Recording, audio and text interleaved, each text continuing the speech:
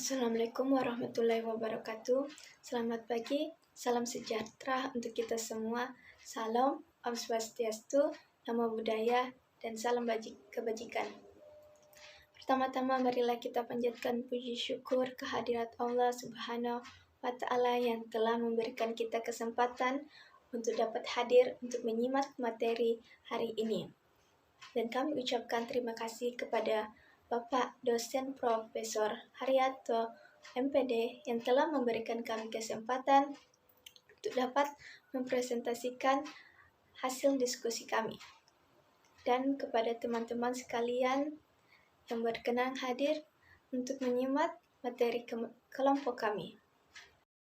Pada kesempatan kali ini, kami akan mempresentasikan hasil diskusi kami.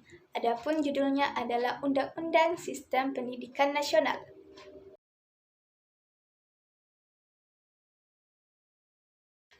Sebelumnya, perkenalkan kami dari kelompok 10. Anggota kelompok kami yaitu saya sendiri, Mariska Khairia, sebagai presentator pertama, Arpa Raisa sebagai presentator kedua, dan Andi Baso Makasau sebagai presentator ketiga. Apa itu pendidikan? Pendidikan adalah usaha sadar dan terancang untuk mewujudkan suatu belajar dan proses pembelajaran agar peserta didik secara aktif mengembangkan potensi dirinya untuk memiliki kekuatan spiritual, keagamaan, pengendalian diri, kepribadian, kecerdasan, akhlak mulia, serta keterampilan yang diperlukan dirinya, masyarakat, bangsa, dan negara. Pendidikan nasional adalah pendidikan yang berdasarkan Pancasila dan Undang-Undang Dasar Negara Republik Indonesia tahun 1945 yang berakar pada nilai-nilai kebudayaan nasional Indonesia dan tanggap terhadap tuntunan perubahan zaman. Sistem pendidikan nasional adalah keseluruhan komponen pendidikan yang saling terkait secara terpadu untuk mencapai tujuan pendidikan nasional. Dasar, fungsi, dan tujuan. Pada pasal 3, pendidikan nasional berfungsi mengembangkan kemampuan dan membentuk watak serta peradaban bangsa yang bermartabat dalam rangka mencerdaskan kehidupan bangsa. Bertujuan untuk berkembangnya potensi peserta didik agar menjadi manusia yang beriman dan bertakwa kepada Tuhan Yang Maha Esa, berakhlak mulia, sehat, berilmu, cakap, kreatif, mandiri, dan menjadi warga negara yang demokratis serta bertanggung jawab. Prinsip penyelenggaraan pendidikan. Pada pasal 4 ayat 1, pendidikan diselenggarakan akan secara demokratis dan berkeadilan serta tidak diskriminatif dengan menunjung tinggi hak asasi manusia, nilai keagamaan, nilai kultural, dan kemajemukan bangsa. Ayat 2, pendidikan diselenggarakan sebagai satu kesatuan yang sistematik dengan sistem terbuka dan multimakna. Pada ayat 3, pendidikan diselenggarakan sebagai suatu proses pembudayaan dan perbudayaan peserta didik yang berlangsung sepanjang hayat. Hak dan kewajiban warga negara, orang tua, masyarakat, dan pemerintahan. Hak dan kewajiban warga negara. Pada pasal 5 ayat 1, setiap warga negara mempunyai hak yang sama untuk memperoleh pendidikan yang bermutu. Pada ayat 2, warga negara yang memiliki kelainan fisik, emosional, mental, intelektual, dan atau sosial berhak memperoleh pendidikan khusus. Hak dan kewajiban orang tua.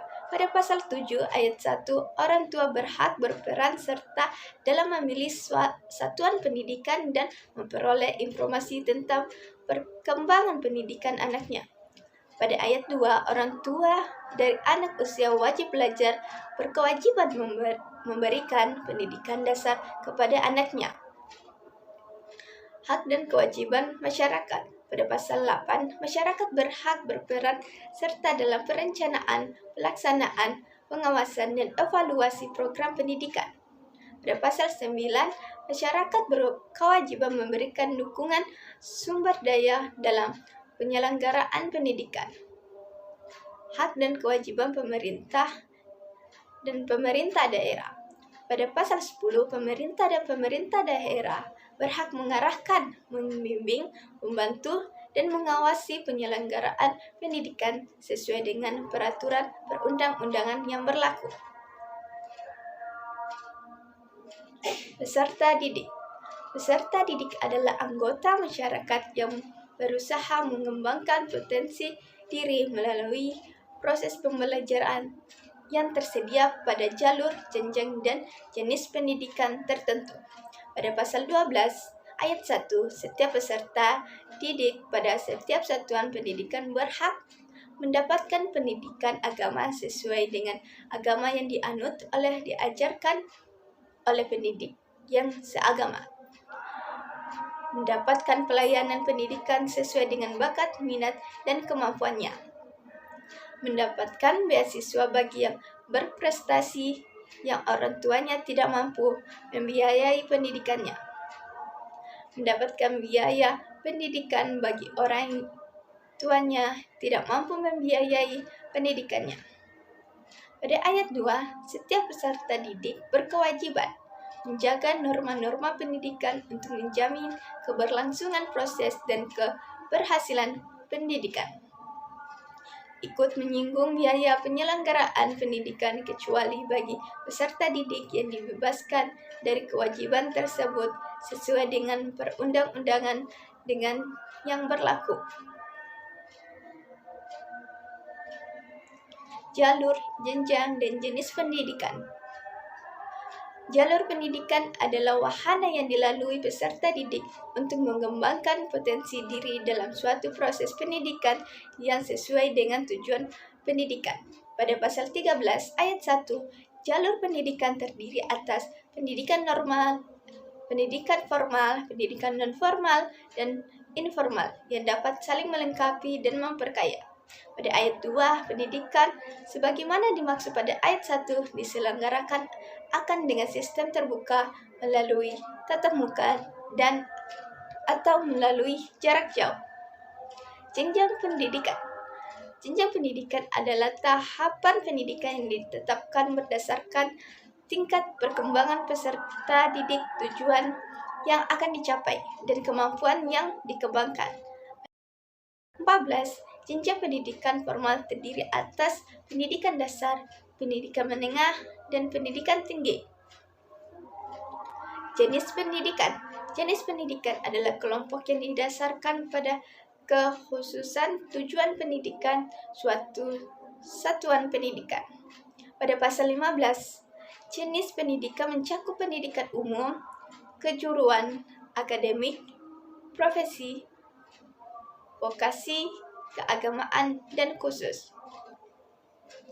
Pada pasal 16, jalur, jenjang, dan jenis pendidikan dapat diwujudkan dalam bentuk satuan pendidikan yang diselenggarakan oleh pemerintah, pemerintah daerah, dan atau masyarakat.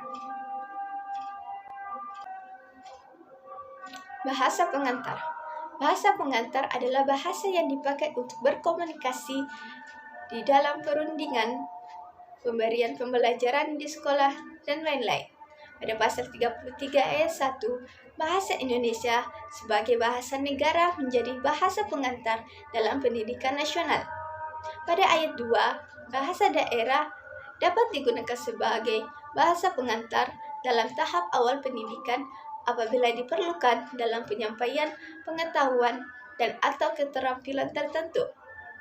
Pada ayat 3, bahasa asing dapat digunakan sebagai bahasa pengantar pada satuan pendidikan tertentu untuk mendukung kemampuan berbahasa asing peserta didik.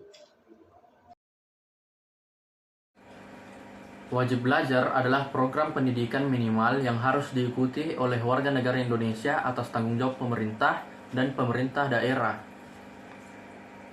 Wajib belajar terdapat pada pasal 34 ayat 1, yaitu setiap warga negara yang berusia 6 tahun dapat mengikuti program wajib belajar. Ayat 2 yaitu pemerintah dan pemerintah daerah menjamin terselenggaranya wajib belajar minimal pada jenjang pendidikan dasar tanpa memungut biaya. Ayat 3 yaitu wajib belajar merupakan tanggung jawab negara yang diselenggarakan oleh lembaga pendidikan pemerintah, pemerintah daerah, dan masyarakat. Standar nasional pendidikan terdapat pada pasal 35. Ayat 1 yaitu standar nasional pendidikan terdiri atas standar isi, proses, kompetensi lulusan, tenaga kependidikan, sarana dan prasarana, pengelolaan, pembiayaan, dan penilaian pendidikan yang harus ditingkatkan secara berencana dan berkala. Ayat 2 yaitu standar nasional pendidikan digunakan sebagai acuan pengembangan kurikulum, tenaga kependidikan, sarana dan prasarana, pengelolaan, dan pembiayaan. Kurikulum adalah seperangkat rencana dan pengaturan mengenai tujuan, isi, dan bahan pelajaran serta cara yang digunakan sebagai pedoman penyelenggaraan. Kurikulum terdapat pada pasal 36, ayat 1 yaitu pengembangan kurikulum dilakukan dengan mengacu pada standar nasional pendidikan untuk mewujudkan tujuan pendidikan nasional. Ayat 2 yaitu kurikulum pada semua jenjang dan jenis pendidikan dikembangkan dengan prinsip diversifikasi sesuai dengan satuan pendidikan, potensi daerah, dan peserta didik. Kurikulum juga terdapat pada pasal 37, yaitu ayat 1 yaitu kurikulum pendidikan dasar dan menengah wajib memuat A. Pendidikan agama, B. Pendidikan kewarganegaraan, C. Bahasa, D. Matematika, E. Ilmu pengetahuan alam, F. Ilmu pengetahuan sosial, G. Seni dan budaya, H. Pendidikan jasmani dan olahraga, I. Keterampilan atau kejuruan, dan J. Muatan lokal. Pendidik dan tenaga kependidikan terdapat pada pasal 34 ayat 1 yaitu tenaga kependidikan bertugas melaksanakan administrasi, pengelolaan, pengembangan, pengawasan, dan pelayanan teknis untuk menunjang proses pendidikan pada satuan pendidikan. Ayat 2 yaitu pendidikan merupakan tenaga profesional yang bertugas merencanakan dan melaksanakan proses pembelajaran, menilai hasil pembelajaran, melakukan pembimbingan dan pelatihan, serta melakukan penelitian dan pengabdian kepada masyarakat, terutama bagi pendidik pada perguruan tinggi. Sarana dan prasarana pendidikan terdapat pada pasal 45 ayat 1 yaitu setiap satuan pendidikan formal dan non-formal menyediakan sarana dan prasarana yang memenuhi keperluan pendidikan sesuai dengan pertumbuhan dan perkembangan potensi fisik, kecerdasan intelektual, sosial, emosional, dan kejiwaan peserta didik. Ayat 2 yaitu ketentuan mengenai penyediaan sarana dan prasarana pendidikan pada semua satuan pendidikan sebagaimana dimaksud pada ayat 1 diatur lebih lanjut dengan peraturan pemerintah. Pendanaan pendidikan. Tanggung jawab pendanaan terdapat pada pasal 46 ayat 1 yaitu pendanaan pendidikan menjadi tanggung jawab bersama antara pemerintah, pemerintah daerah, dan masyarakat. Sumber pendanaan pendidikan terdapat pada pasal 47 ayat 1 yaitu sumber pendanaan pendidikan ditentukan berdasarkan prinsip keadilan, kecukupan, dan keberlanjutan.